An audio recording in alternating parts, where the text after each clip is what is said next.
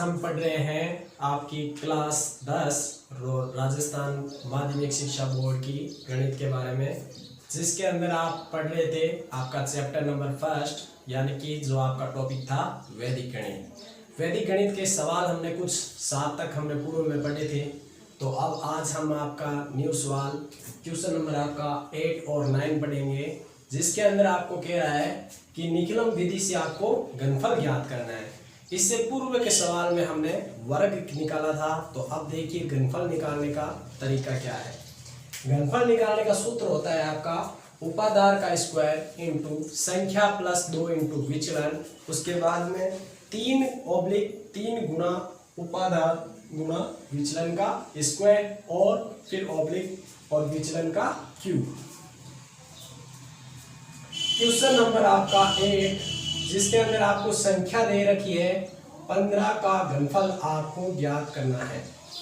सबसे पहले जब सूत्र निकलन हम ज्ञात करते हैं तो आपका आता है आधार।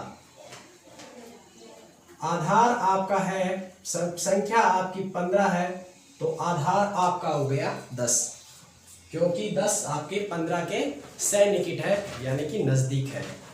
जब हम आधार ज्ञात कर लेते हैं तो आपको विचलन की आवश्यकता पड़ती है। तो विचलन इसमें क्या है, विचलन आपका हो गया संख्या माइनस आधार। संख्या में से जब आधार घटा जाता है तो आपका विचलन प्राप्त होता है। तो संख्या आपको दे रखी है 15, तो उसमें से जब आपने आधार घटाया तो आपको विचलन प्राप्त हो गया 5।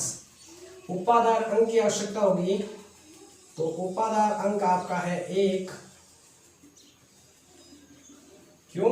क्योंकि आपको जब आप आधार को किससे गुना करें, जो संख्या के नजदीक, और जब आपके आने के बाद उसमें विचलन जोड़ा जाता है तो आपका वापस क्या बननी चाहिए, आपकी संख्या। यानी कि आधार में उपाधार की गुणा करके विचलन को जब जोड़ा जाए तो संख्या बननी चाहिए। अब हमारा इस सूत्र में जब हम मान रखेंगे तो सबसे पहले आपका सूत्र में कह रहा है कि उपाधार का आपको स्क्वायर करना है। तो उपाधार अंक आपका 1 है, तो आप लिखोगे 1 का स्क्वायर गुना, फिर आपको कह रहा है संख्या, तो संख्या आपकी दे रखी थी 15, तो आप लिखोगे संख्या में लिखोगे 15 प्लस 2 इंटू, यहाँ आपको लिखना होता है विचलन। तो विचलन आपको प्राप्त हुआ था 5, तो आप लिखोगे 5। फिर आपका सूत्र का होता है 3, क्योंकि घनफल में आप लिखोगे। तो देखिए उपाधार का स्क्वायर हो रहा है और ऑब्लिक के बाद में उपाधार आपका 1 टाइम आ रहा है, यानी कि एक बार। यहाँ आपका 2 को विचलन से गुणा हो रहा है, तो यहाँ आपका 3 का विचलन से गुणा, लेकिन विचलन का यहाँ विचलन 1 टाइम है और यहाँ विचलन आपका स्क्वायर यानी कि वर्ग में आ गया है। तो 3 गुना उपाधार अंक आपका 1 गुना विचलन आपका 5, तो 5 का स्क्वायर ऑब्लिक का ऑब्लिक।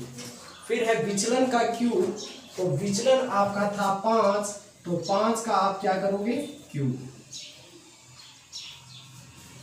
देखिए 1 का वर्ग 1, 15 का 15 प्लस 2 को 5 से किया, 2 5 10, 2 को जब 5 से गुणा किया तो 10, 3 का 3, 1 का 1 और 5 का जब वर्ग करते हैं तो 5 गुना 5 होता है आपका 25।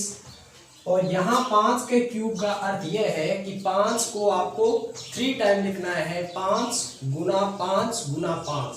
तो 5 को जब हम 5 से करते हैं 25, और 25 को जब हम 5 से करेंगे तो आपका 125 यानी कि 125। लिखिए आगे, 1 गुना 15 और 10 आपका हो गया 25, 3 गुना 25 का 25, 25 को 1 से किया 25, और यहाँ हो गया आपका 125।